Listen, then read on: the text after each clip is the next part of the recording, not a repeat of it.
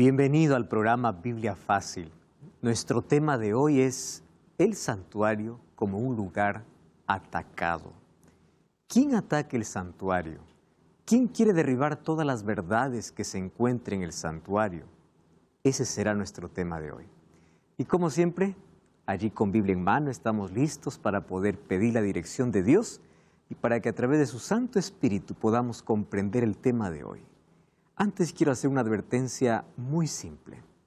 Lo que hoy vamos a hablar no es lo que dice una iglesia, no es lo que cree un líder. Vamos a abrir la Biblia y vamos a dejar que la Biblia nos muestre esta verdad. Además, quiero decirte que la historia corrobora, confirma muchos acontecimientos que la profecía menciona. ¿Qué cosa es la profecía? La profecía es un adelanto de la historia. A través de la profecía sabemos qué cosa es lo que va a venir. ¿Y qué cosa es la historia? La historia es la confirmación de la profecía. Y hoy vamos a ver cómo la Biblia, la historia, la profecía nos van a llevar a un conocimiento extraordinario sobre quién es el anticristo. Prepara tu corazón, prepara tu Biblia, prepara una hoja y papel, pero sobre todo la disposición para aprender. ¿Podemos orar? Querido Dios, estamos aquí con tu palabra en nuestras manos y queremos que tu Santo Espíritu pueda colocar esa verdad en nuestro corazón, que hoy podamos ser iluminados por ella y podamos comprender una verdad tan clara, expresada en este libro divino. Danos tu bendición en el nombre de Jesús. Amén. Muy bien, mis amigos, hoy vamos a hablar sobre un tema tan importante. El título es Santuario, un lugar atacado. ¿Quién es el que ataca el santuario? Recuerdan que desde la primera lección aquí vimos que el santuario es el centro divino de operación entre la lucha entre el bien y el mal. Primero dijimos que el pecado comenzó en el cielo, pero dentro del santuario, y dentro del santuario tiene que ser solucionado. ¿Dónde estaba Lucifer? Allí en el cielo, en el santuario. Él era un querubín protector, dice Ezequiel capítulo 28. Ahora, por ser la morada de Dios y el centro de su gobierno, Satanás siempre atacó el santuario. Y ojo con esta expresión. A veces atacó él mismo. Y otras veces él usó agentes humanos para atacar el santuario. Satanás, cuando quiere destruir una verdad, cuando quiere destruir incluso una persona, no muestra la verdadera cara. Él usa personas, usa instrumentos. Y en el libro de Apocalipsis encontramos dos poderes aliados al poder diabólico, especialmente para poder atacar al santuario. Entonces, ¿cuál es la estrategia que él usa para poder manchar, para poder anular, para poder quitar las verdades que están en el santuario? Es simple. Él quiere probar que lo que él dice tiene la razón. Y a veces los argumentos humanos pueden ser tan sólidos, pero cuando van encima de lo que dice la Biblia, no importa qué tipo de argumento sea. Si no tiene su base en escrito está, entonces no tiene validez. En un mundo lleno de opiniones, la Biblia tiene la última palabra. Nunca se olviden de eso. En la Biblia nosotros encontramos dos misterios. ¿Qué cosa es misterio? Algo que no se puede resolver aquí. No se puede explicar, ni siquiera se puede entender completamente. Y en el libro de 1 Timoteo 3:16 encontramos el misterio de la piedad. ¿En qué consiste el misterio de la piedad? ¿Cómo es que Dios, siendo Dios, se hizo hombre? ¿Cómo es que Jesús tiene dos naturalezas? Es Dios y es hombre. ¿Cómo es que Dios se encarnó? Como dice Juan capítulo 1, ¿cómo es que el Verbo se hizo carne? Ese se llama el misterio de la piedad. Pero hay otro misterio que habla la Biblia, que es el misterio de la iniquidad. Muy bien, y vamos a ver cuál es la diferencia entre el misterio de la piedad y el ministerio de la iniquidad. ¿Quieren saber cuál es la diferencia? Vamos al libro de 2 de Tesalonicenses capítulo 2. El apóstol Pablo envía esta carta a Tesalónica, a la iglesia tesalónica, y por allí ya estaban habiendo falsos rumores en cuanto a la venida de Jesús. Muy bien, y allí en su segunda carta, el capítulo 2, versículo 3, dice así. Vamos a leer, ¿está bien? Todos están allí con Biblia. Dice así el versículo 3. Nadie os engañe de ninguna manera, pues no vendrá, hablando de la venida de Jesús, sin que antes venga, ¿qué cosa es lo que dice que va a venir antes? La apostasía, y se manifieste el hombre de pecado. ¿Quién es el hombre de pecado? El hijo de perdición. Wow, está dando muchas características, pero no nos está diciendo el nombre. Versículo 4 dice, este se opone y se levanta contra todo lo que se llama Dios o es objeto de culto, tanto que se sienta en el templo de Dios como Dios, haciéndose pasar por Dios. ¿Quién es este hombre de pecado? Este hombre de pecado, este hijo de perdición, este que se siente en el trono de Dios haciéndose pasar por Dios, en Apocalipsis 13 es visto como la bestia que sube del mar. Bestia en profecía significa poder. Un poder que surge del mar. ¿Y mar qué significa en profecía? Multitudes. Este mismo es el que se conoce como el anticristo. ¿Qué significa el que ocupa, el que quiere ocupar el lugar de Cristo, se hace pasar por Cristo sin ser Cristo? Por eso se llama anticristo, porque dice que se siente en el templo de Dios como Dios y se hace pasar por Dios. Este mismo anticristo es el que habla Daniel capítulo 7 y lo representa como un cuerno pequeño. Cuerno, como un poder que se levanta en contra de Dios. Entonces, hay varias maneras de poder representar al anticristo. Hombre de pecado, hijo de perdición, apóstata, que se siente en el templo, la bestia que sube del mar, como dice Apocalipsis, y el cuerno pequeño, como dice Daniel. Todo eso representa un solo poder. Escuchen lo que estoy hablando. No estoy hablando de un hombre, estoy hablando de poder. ¿Correcto? Yo aquí coloqué algunas expresiones que me llaman la atención. Pablo primero dice que nadie os engañe. Ustedes recuerdan que en el capítulo anterior de Biblia Fácil vimos cómo Satanás desvía la atención del verdadero anticristo y lo coloca en un hombre enigmático, cuando la Biblia ya revela quién es el verdadero anticristo. Ahora, ¿qué cosa dice? No vendrá sino antes que venga la apostasía. ¿Qué significa apostatar? Apostatar significa abandonar la verdad. ¿Qué cosa es la verdad? Santifícalos en tu verdad, tu palabra es verdad.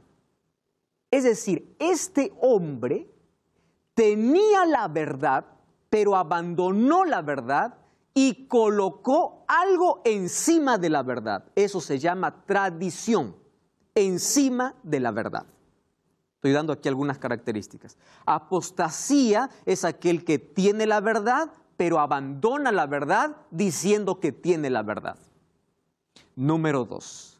Dice que este es el hombre de pecado. El idioma griego original no dice hombre de pecado, dice hombre que se opone a la ley. ¿Pero por qué fue traducido como pecado? Porque pecado es transgresión a la ley, entonces no hay mucha diferencia allí. Pero en sí es hombre que se opone a la ley. Dice el hijo de perdición. ¿Ustedes saben quién fue el hijo de perdición? ¿Quién fue llamado hijo de perdición? Abran su Biblia en Juan capítulo 17, versículo 12. Miren, Juan capítulo 17, versículo 12. Dice así, Cuando estaba con ellos en el mundo, yo los guardaba en tu nombre, a los que me diste yo los guardé, y ninguno de ellos se perdió. Sino, ¿quién se perdió? El hijo de perdición. ¿Quién es el hijo de perdición aquí entre los apóstoles? Judas.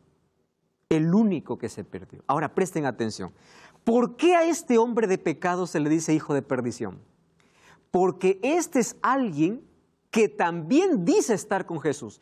Judas estuvo con Jesús, parecía leal a Jesús, estaba dentro del círculo. Es decir, este es un poder religioso que dice amar a Jesús, pero que en el fondo no es leal.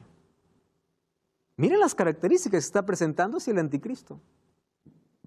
Está dentro del mundo cristiano, es decir, este poder no aparecerá del musulmán, del budismo, del islamismo, no, aparecerá dentro del cristianismo, se levantará ese poder.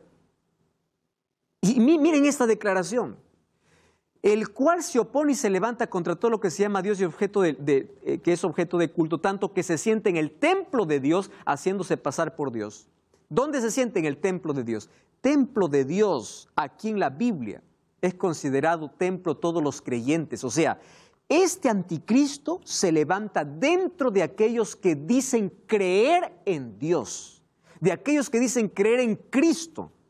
Pero él se levanta con otras intenciones, se sienta en el templo, se sienta en lugar de Dios, se hace pasar por Dios y desvía la adoración a Dios para él.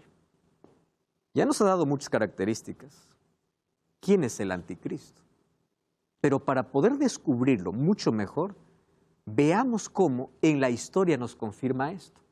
Antes aquí un resumen, es un poder arrogante que se siente en el santuario de Dios, o sea, en el interior, por eso hay la palabra naos, que representa el interior del santuario, es colocada aquí, asume el lugar de Dios, usurpa las prerrogativas de Dios, y para eso vamos a Daniel capítulo 7.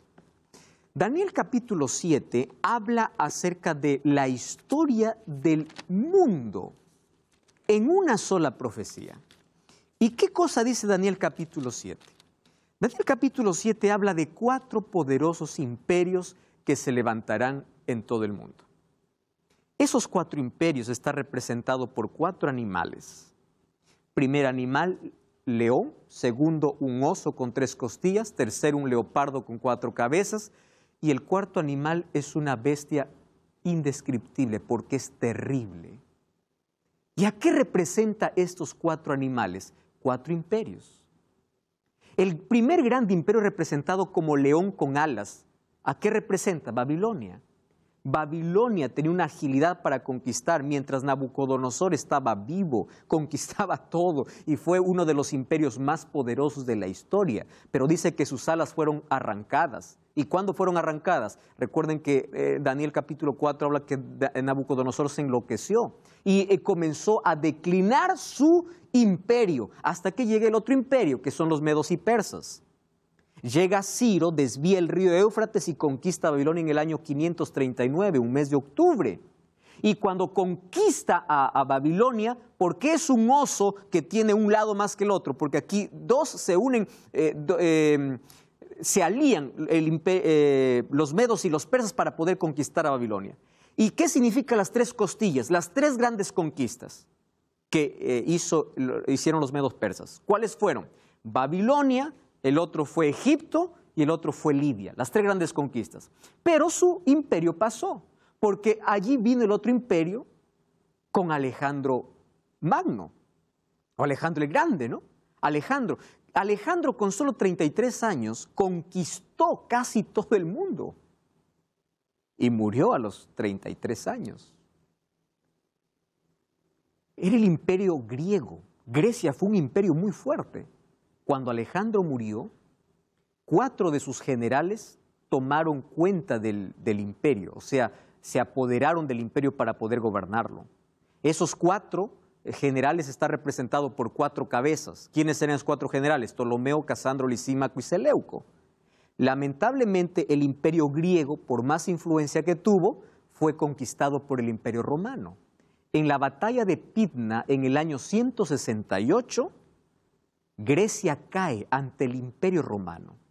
Y el Imperio Romano fue el imperio más cruel. Cuando ustedes leen en Daniel capítulo 7, dice que él pisotea, es una bestia feroz, es una bestia terrible. Muy bien, y el Imperio Romano comienza su hegemonía desde el año 168 y va hasta el año 476. O sea, Daniel capítulo 7 habla la historia de siglos, de años, basada en 4 grandes imperios. Después del imperio babilónico, no habrá un quinto imperio humano. Muchas personas se han levantado para formar el quinto imperio. No habrá, porque el quinto imperio será el imperio de Cristo, su segunda venida. Muchos se han levantado para poder hacer una vez más un imperio, y la Biblia dice que no más habrá, pero algo sucederá.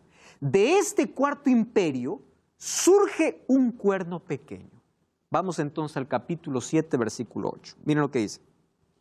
Mientras yo contemplaba los cuernos, otro cuerno pequeño salió entre ellos, y delante de él fueron, presten atención a las características. Cuando se levantó el cuerno pequeño, ¿cuántos otros cuernos fueron arrancados? 3. Este cuerno tenía ojos como de hombre y boca que hablaba insolencia. Ojo significa sabiduría, inteligencia. Y habla.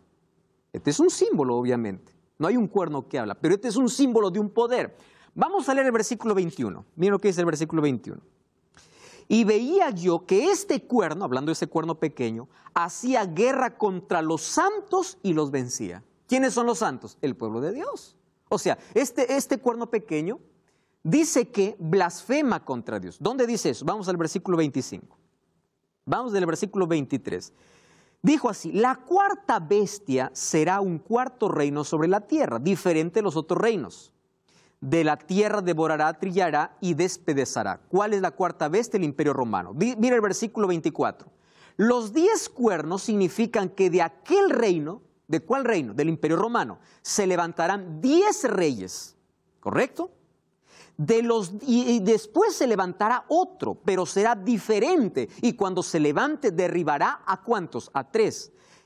¿Qué hará este cuerno pequeño? Hablará palabras contra el Altísimo, a los santos del Altísimo quebrantará y pensará cambiar los tiempos y la ley, y serán entregados en su mano. Tiempo, tiempos y medio tiempo.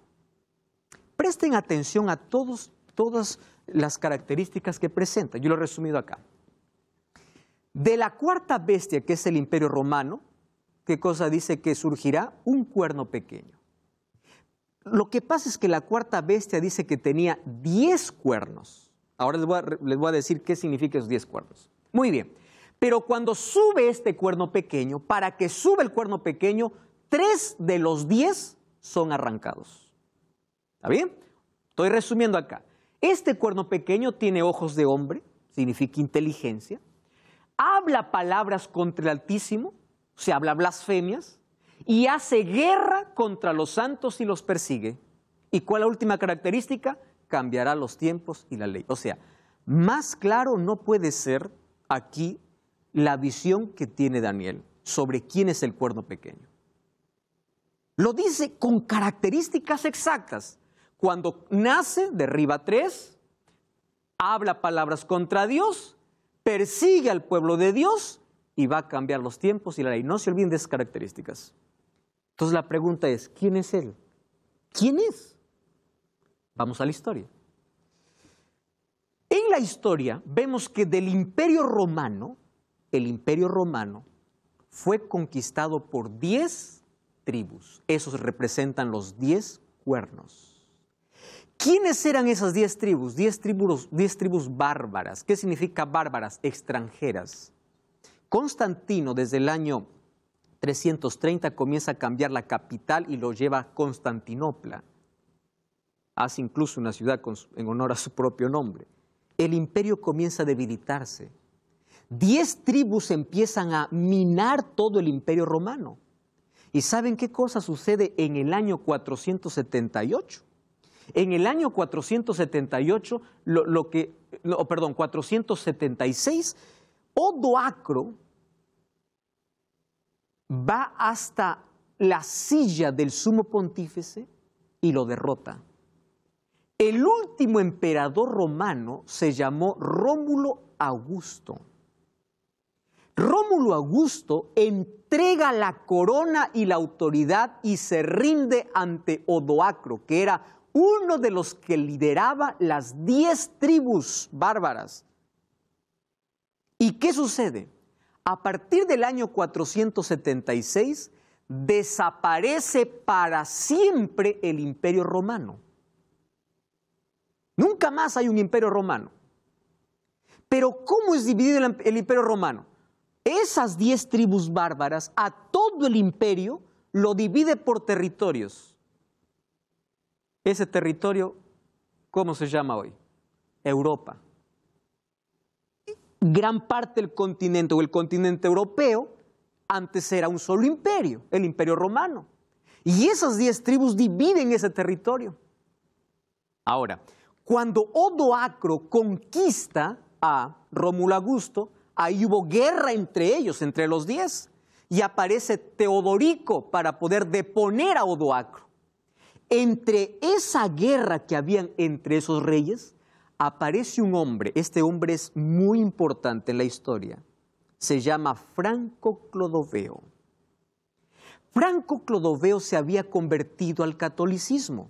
Su esposa Matilde lo había llevado a ello. Pero Franco Clodoveo, al ver esta guerra que había entre ellos, se dio cuenta que habían 3 reyes que estaban en contra del obispo de Roma. Entonces, ¿qué cosa hace Franco Clodoveo? Comienza las guerras papales. Y después Franco Clodoveo, junto con Justiniano, en el año 533, declara al obispo de Roma como la cabeza de todas las iglesias. Y al declararlo como la cabeza de todas las iglesias, todos le llamaban al obispo de Roma Papa, Padre. Y ustedes saben que cuando el Papa se instala en Roma, él lleva el mismo título de los emperadores. ¿Ustedes saben cómo les llamaban a los emperadores? Sumo pontífice. O sea, cuando desaparece el Imperio Romano, ¿qué cosa aparece? Un poder político religioso. ¿Y qué significa que cuando él nació, 3 cuernos fueron desaparecidos? Es que desde el año 533, en esas guerras, 3 tribus fueron eliminadas, que eran las tribus arrianas, porque creían en Arrio y estaban en contra del obispo, en contra del papa. ¿Saben qué cosa fue? Fueron eliminadas esas 3 tribus. O sea, la profecía se cumplió exactamente en la historia. 3 tribus cayeron, un poder se levantó, pero este poder era diferente. ¿Por qué era diferente? Porque este poder tiene algunas características. ¿Qué cosa hace? Habla palabras contra el Altísimo. ¿Qué cosa significa hablar palabras contra el Altísimo? Blasfemar. Recuerden las características. Ya vimos el origen, cómo nació. Muy bien, ¿qué sucede ahora? ¿Qué cosa es una blasfemia? Marcos 2, 5 al 17 dice, al ver Jesús la fe de ellos, dijo al paralítico, tus pecados te son perdonados. Y ellos dijeron, blasfemia dice, ¿quién puede perdonar pecados si no solo Dios? O sea, ¿qué cosa es una blasfemia en la Biblia? Alguien que en lugar de Dios quiere perdonar pecados. Existen 2 dimensiones del perdón, horizontal y vertical. Cuando yo ofendo a Dios, solo Dios me puede perdonar. Cuando yo ofendo a mi prójimo, yo le puedo pedir perdón y él me puede perdonar. Jesús nos enseñó en la oración, perdónanos como nosotros perdonamos. O sea, el perdón horizontal es el perdón entre los seres humanos. Pero ¿quién te dijo que cuando ofendes a Dios tienes que ir a confesarte a un hombre para que te perdone? Eso se llama blasfemia. Ahora, fíjense aquí. Lo que estoy hablando hoy no es un invento, esto está en registros de la historia. Y incluso aquí yo tengo los documentos. Miren lo que dice. En la confesión al sacerdote, el sacerdote tiene el poder de perdonar todos los crímenes cometidos. ¿Cómo que poder? ¿Quién le dio ese poder? ¿Tiene poder? ¿Acaso la Biblia no dice que el único abogado es Cristo? ¿El único intercesor es Cristo? ¿El único intermediario es Cristo? Miren este texto, canon católico. Cuando un delincuente confiesa sus pecados al sacerdote, todos los delitos no solo son perdonados, también son destruidos y el criminal se convierte en una nueva persona, en un santo. O sea, ya no es Cristo, ahora es un sacerdote. ¿Se dan cuenta cómo Satanás qué cosa quiere destruir? Las verdades del santuario. Y los ojos ya no los coloca en Cristo. ¿En dónde? En un hombre. Eso es destruir el santuario. Ahora, fíjense, ¿qué cosa más es blasfemia? Jesús dice, yo y el Padre uno somos, y la gente lo quiso apedrear, y le dijeron, blasfemia dices, porque tú siendo hombre te haces Dios, dice Juan 10:30. Solo que con Jesús se equivocaron, ¿por qué? Porque Jesús sí era Dios. ¿Qué cosa es blasfemia en la Biblia? Un hombre que se hace pasar por Dios. El cuerno pequeño, ¿qué cosa habla? Blasfemias. ¿Cuál la primera blasfemia? Pretensión de perdonar pecados. ¿Cuál la segunda blasfemia? Quererse pasar por Dios. ¿Hay registros que pueden corroborar eso? Presten atención acá. Miren lo que dice. El Papa León XIII dijo lo siguiente. Esto no es un invento de ninguna iglesia, ¿eh? Esto es lo que el Papa dijo. Los papas tenemos sobre la tierra el lugar de Dios. El Papa León XIII. Miren lo que dice este texto. En el Diccionario Eclesiástico Católico, en el artículo del Papa, el Papa es de tan grande dignidad y exaltación que no es un mero hombre, sino es como Dios y sustituto de Dios. ¿Están entendiendo esto? El Papa es de tan grande autoridad y poder que puede modificar, explicar, interpretar. O sea, si el Papa dice que la Biblia está mal, está mal. Porque según este artículo dice que él tiene poder, cualquiera que sea, es Dios. ¿Cómo que Dios? Ahora fíjense una cosa, Bonifacio VIII dijo así, declaramos, definimos y proclamamos que cada ser humano debe someterse al pontífice romano para ser salvo. O sea, ya no te debes someter a Dios, ahora tienes que someterte a un poder. Todas las características que habla el apóstol Pablo, el apóstol Juan y el profeta Daniel se cumple en un poder que se levanta y se levanta para estar en contra de Dios, aún diciendo que está a favor de Dios. No cambies el canal, ya estamos de regreso. Este es más.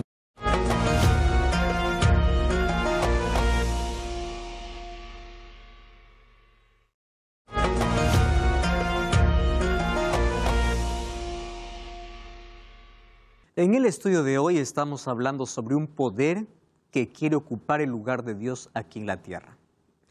Y antes de la pausa nosotros ya hablamos sobre las características de este poder. ¿Cuál es la segunda característica que tiene ese poder? ¿Qué cosa dice? Persigue a los santos. ¿Quiénes son los santos? El pueblo de Dios. ¿Acaso Apocalipsis 14:12 no dice aquí está la paciencia de los santos? Y ya explicamos aquí qué significa ser santo. No es aquel que nunca peca, es aquel que guarda los mandamientos de Dios, dice Apocalipsis 14, y es aquel que camina con Dios, es santificado por su palabra, según Juan 17:17. Ahora, presten atención aquí. Perseguirá, dice a los santos, por tiempo, tiempos y la mitad de un tiempo. Daniel y Apocalipsis mencionan esta profecía de por lo menos 3 maneras, pero las 3 maneras coinciden con un mismo tiempo. Daniel dice que es tiempo, tiempos y la mitad de un tiempo. Un tiempo equivale a 1 año, 2 tiempos, 2 años, medio tiempo, 3 años. En total son 3 años y medio. Y ahora, miren lo que sucede. 1 año tiene 12 meses, 2 años, 24 meses, medio año, 6 meses. O sea, en la Biblia dice que tiempo, tiempos y la mitad de un tiempo es el periodo con el cual Él perseguirá a los santos del Altísimo. En Apocalipsis dice que perseguirá por 42 meses. Para que ustedes tengan idea, 42 meses es igual a 3 años y medio y 3 años y medio es igual a 3 tiempos y medio. Entonces, cuando se dice 42 meses, cuando se dice tiempo, tiempos y la mitad de un tiempo, está hablando del mismo tiempo profético. Pero también Apocalipsis dice que perseguirá por 1260 días. Ahora, 1260 días es igual a 42 meses. ¿Cómo sacamos eso? Es muy simple. 42 meses por 30 días que tenía el calendario judío, ¿cuánto es? 42 por 30, 1260. O sea, 42 meses es igual a 1260 días. Y 42 meses también es igual a tiempo, tiempos y la mitad de un tiempo. Las 3 periodos de tiempo que menciona la profecía está hablando de un solo evento.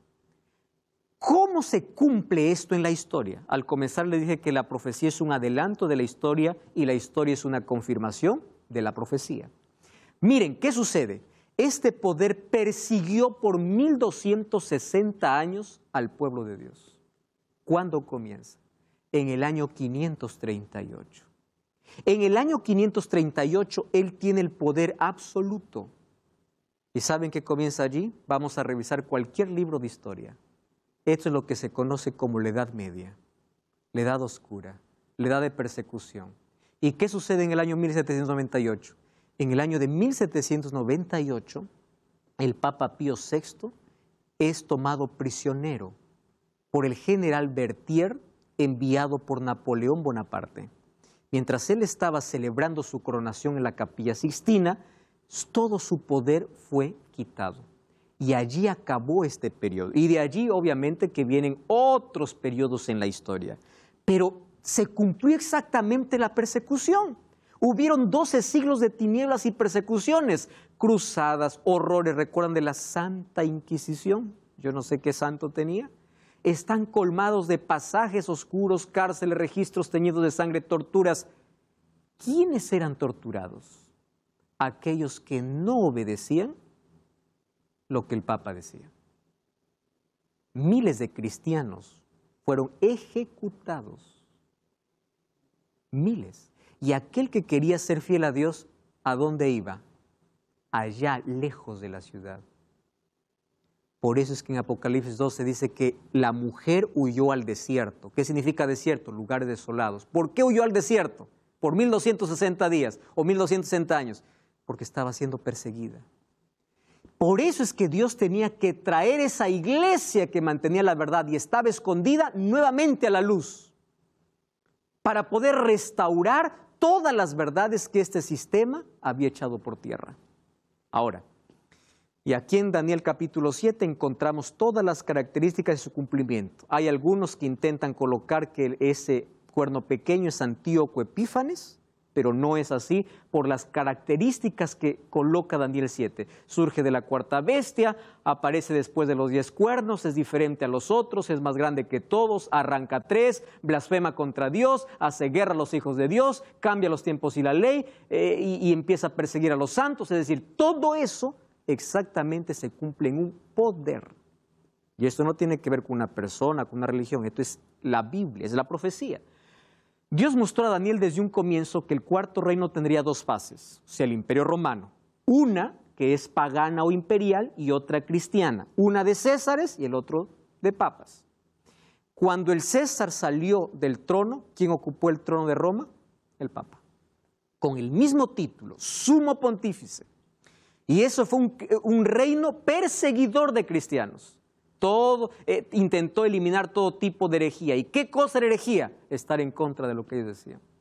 Por eso se levantan reformadores, recuerdan, con Martín Lutero en 1517, para denunciar todas las mentiras que durante esos 12 siglos habían nacido. El proceso de paganización del cristianismo no solo echó por tierra la verdad del santuario, sino que también reemplazó doctrinas básicas conectadas con el santuario. Cuando ustedes leen Daniel capítulo 7, el capítulo 8, ya hemos leído, me parece, un capítulo anterior, dice que echó por tierra toda la verdad. Sí, José. Pastor, actualmente hay un programa de los Simpson, no sé si vio, que creen las personas que es un programa que cumple, digamos, profecías, así, porque cuando una vez vino el Papa a Bolivia y en el programa de los Simpson parecía que iba a venir y justo en la fecha cayó. Y cuando igual de nuevo los Simpson programó que en el Mundial del Brasil iba a perder, pasó lo mismo y la gente a veces cree entre los dos y mayormente cuando llegó el Papa lo empezaron a adorar y ver de diferentes maneras. Bueno, José, ¿qué te puedo decir? Satanás es tan astuto para intentar confundir a la gente y poder quitar los ojos de la Biblia, de una profecía, con estrategias que Él mismo puede programar. Y como está dentro de su propio poder, Él puede programar y hacer cosas. Dice el apóstol Pablo que no nos sorprendamos, que hasta es capaz de hacer descender fuego del cielo. Así es que no nos sorprendamos con las cosas que pueda aparecer dentro de este reino, porque sabemos quién es el que lo gobierna. Muy bien. ¿Qué cosas aparecieron en esos 12 siglos? Invocaciones a los santos. ¿Está en la Biblia? No. ¿Quién lo creó? El Papa Bonifacio IV. La Biblia fue encadenada. Fiesta a la exaltación en la cruz. Fue dado por Honorio, un obispo de Roma. Canonización de los santos, que ahora, fulano de tal, hay que reverenciar. Fue creado en 884. Veneración a las imágenes, cuando la Biblia dice no te postrarás. Algunos dicen, pero estos son imágenes. Yo me estoy postrando ante una imagen. El problema no es tener la imagen, el problema es rendir adoración a la imagen. Yo puedo tener aquí una imagen para representar, esto es una imagen que es el santuario, pero yo no estoy arrodillándome delante del santuario. Ahí está la diferencia. ¿Qué cosa dice? Confesión auricular a un hombre, eso es lo que ya vimos. La venta de indulgencia, ustedes saben que el perdón se vendía. Por eso es que Martín Lutero allí quiere acabar con esa mentira. Y dice, somos justificados por la fe. Se prohíbe la Biblia en 1229. Se engrandeció, dice Daniel 8, 11 y 12, contra el príncipe de los ejércitos. Por él fue quitado el continuo sacrificio. ¿Qué significa continuo sacrificio? El sacrificio de Cristo. Miren cómo se cumple esto. Y el lugar de su santuario fue echado por tierra. A causa de la prevaricación fue entregado el ejército junto con el continuo sacrificio y echó por tierra la verdad, hizo cuanto quiso y prosperó. Algunos dicen que la mayoría tiene la razón, no siempre. Este poder hizo cuanto quiso y prosperó. Y miren, yo les dije que en 1798 se quitó su poder, pero en 1929 aparece Mussolini. Eso revisen ustedes en la historia, y le da al Papa 44 hectáreas, que hoy es el Vaticano. Y según Apocalipsis 13, dice que aunque recibe una herida mortal, luego toda la tierra se maravillará delante de él. Y eso hoy se cumple. ¿Quién se acuerda de esta herida mortal? Nadie. Eso pasó en la historia. Y cada vez fue ganando más espacio y más espacio. Y a mí me sorprende. De tiempo en tiempo aparecen con ciertas cosas realmente, wow, uno dice, ¿de dónde sacó esto? Ustedes saben que el Papa Juan Pablo II dio mucha base a la evolución. Y él dijo que la evolución es posible. El Papa Francisco también dio respaldo a una evolución teísta. ¿De dónde salió eso? Claro, pero ¿qué cosa decía el documento? Que como Él es Dios, tiene poder para cambiar. Eso es una blasfemia. Ahora, fíjense aquí, ¿qué verdades cambió? Miren lo que dice el Catecismo, página 380. El Concilio de Trento definió: por la consagración del pan y del vino se opera el cambio de toda sustancia del pan y la sustancia del cuerpo de Cristo nuestro Señor, y de la sustancia del vino en sustancia de su sangre. Es decir, en cada misa ellos creen que Cristo se vuelve a crucificar nuevamente. Eso se llama transubstanciación. Es decir, el sacrificio único y completo de Cristo pasó a ser blasfemamente repetido cada domingo a través de la misa. Una cosa es participar de la cena del Señor, donde uno cree que es un símbolo, pero otra cosa es que ellos digan que esa sustancia es el cuerpo y ese jugo es la sangre. Esa es la doctrina de la transubstanciación. ¿Qué cosa es esto? Echar por tierra el único sacrificio. Miren lo que dice Hebreos 9:28.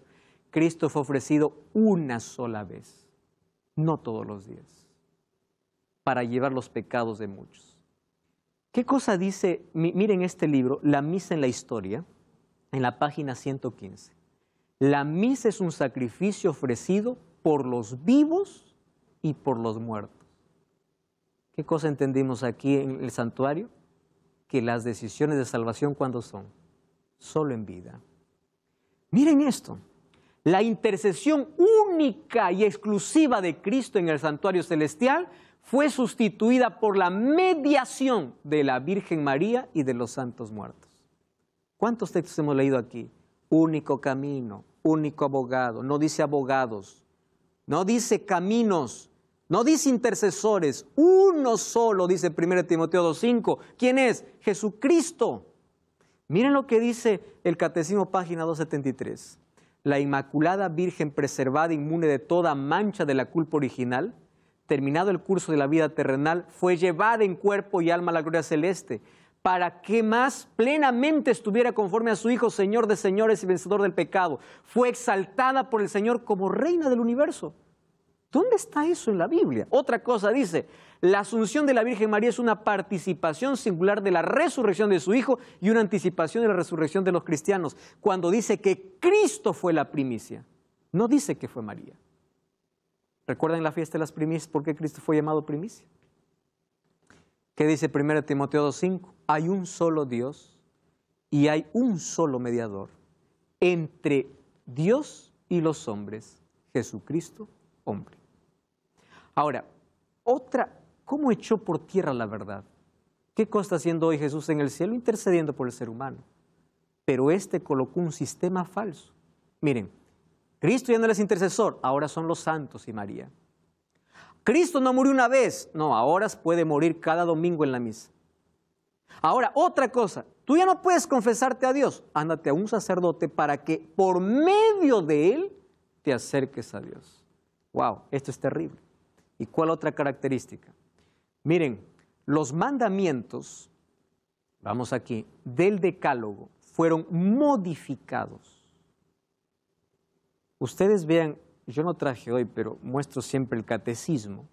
Ustedes vean allí cómo la ley de Dios fue modificada y fueron modificados para dar lugar a la veneración de las imágenes y la observancia del domingo. 2 mandamientos fueron eliminados. Y presten atención aquí. Esos 2 mandamientos hablan de adoración. ¿Cuál es la lucha entre Dios y Satanás? Adoración. Por eso es que este no es un poder que viene de Dios. Se sienta en el trono de Dios, se hace pasar por Dios, pero ¿qué dice Pablo? Está en contra de Dios. Ahora, fíjense lo que dice aquí el Catecismo 560. Fue fundado en el ministerio del Verbo encarnado, que el séptimo concilio ecuménico de Nicea dio en el 787, justificó el culto de los íconos, los de Cristo, pero también de la Madre de Dios, de los ángeles y de todos los santos. ¿Y ahí qué cosa dice? El culto cristiano de las imágenes no es contrario al primer mandamiento que prohíbe a los ídolos. ¿Cómo que no? Reverencia, adoración, súplica. Cuando uno va ahí al pie de un ídolo, no va solo para mirarlo. Va para reverenciarlo y para suplicar. O sea, ya no es Dios, el foco es el hombre, el foco es la escultura. Satanás lo que quiere es desviar la vista de Dios. ¿Por qué? Porque Satanás sabe que sin Cristo estamos perdidos. Y ahí está la mejor manera de poder desviar la atención. ¿Ustedes sabían que ni siquiera los ángeles reciben adoración? ¿Cómo que yo ahorita voy a venerar a Pablo? No voy a adorar, solo me voy a arrodillar delante de la estatua de Pablo, de la escultura de Pablo. Miren lo que dice Apocalipsis 19:10. Yo me postré a sus pies para adorarle y él me dijo, no lo hagas, soy consiervo tuyo y de tus hermanos que retienen el testimonio de Jesús. Adora a Dios porque el testimonio de Jesús es el espíritu de profecía. Juan quiere adorar a un ángel y el ángel no le permite. El 4.º mandamiento fue sustituido por el domingo. ¿Y en base de qué? Miren lo que dice el catecismo. Jesús resucitó entre los muertos el primer día de la semana y como primer día, el día de la resurrección, recuerda la primera creación. El 8.º día que sigue al sábado. ¿De dónde salió el 8.º día? Si la semana solo tiene 7 días. ¿Qué dice la Biblia? Pasado el sábado, al amanecer, el primer día de la semana. No dice el 8.º día. Domingo no es 8.º día, es primer día. Y la Biblia habla del día de oración como el 7.º día. Aquí el Papa Juan Pablo colocó una carta hablando sobre este mandamiento que se celebra porque Jesús resucitó. Pero ¿saben una cosa? La resurrección de Cristo es celebrada cada vez que hay un bautismo, según Romanos capítulo 6, 1 al 4. Así como Cristo murió y resucitó. La resurrección de Cristo no cambió la ley de Dios. Ahora fíjense aquí lo interesante. Este cambio ocurrió el 7 de marzo del año 321, cuando el emperador Constantino dijo o dio la primera orden dominical.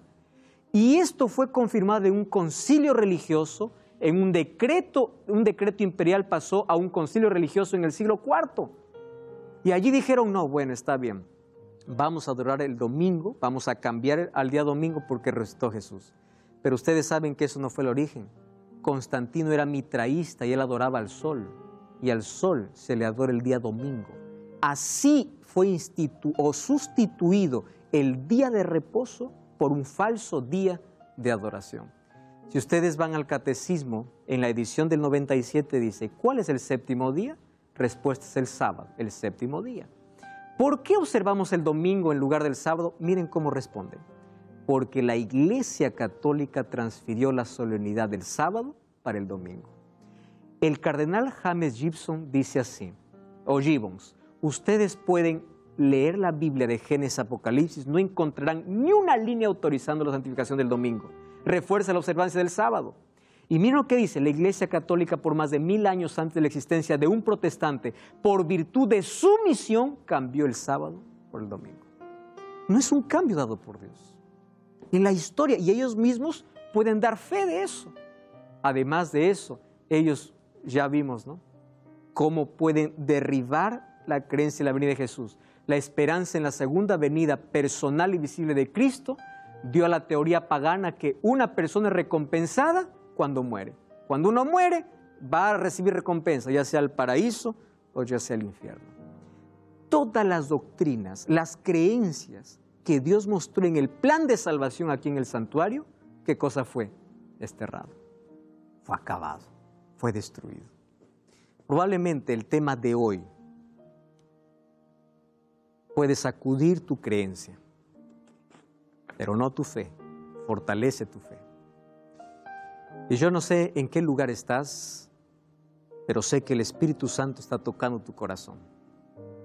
Y esto es apenas algunos detalles de tantos años de historia y de tantos pasajes bíblicos que en la Biblia tú mismo puedes comprobar. Yo te voy a invitar hoy día a dar un paso de fe en dirección a Cristo. No busques una iglesia para satisfacer tus sentimientos o emociones. Busca un lugar para adorar a Dios. ¿Y dónde se adora a Dios? Donde se abre la Biblia, donde se lee la palabra de Dios. Y tú ya viste hoy de cómo Satanás intentó eliminar todas las verdades que Dios dejó en su palabra. Y estoy hablando aquí para ti, mi amigo católico. Esto no tiene que ver contigo, ni siquiera tiene que ver con una persona o con una iglesia. Esto tiene que ver con la profecía y cómo ella revela las cosas que sucederán.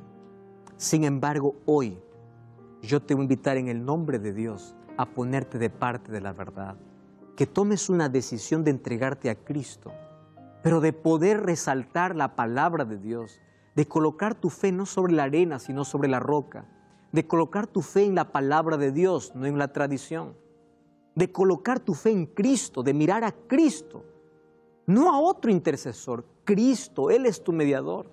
Hechos 4:12 dice, en ningún otro hay salvación, porque no hay otro nombre bajo el cielo dado a los hombres en quien podamos ser salvos. Entonces te voy a invitar a tomar una decisión.